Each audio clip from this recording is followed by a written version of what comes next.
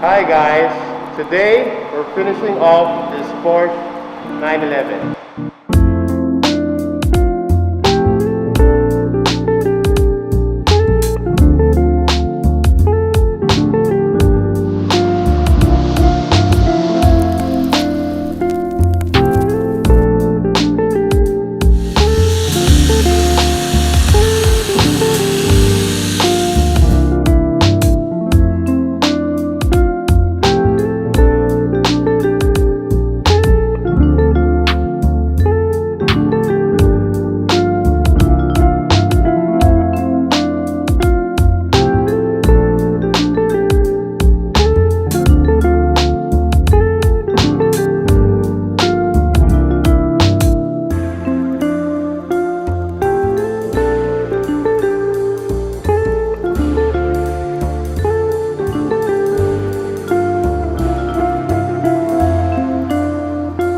Don't hesitate to contact us for inquiries to protect your car today.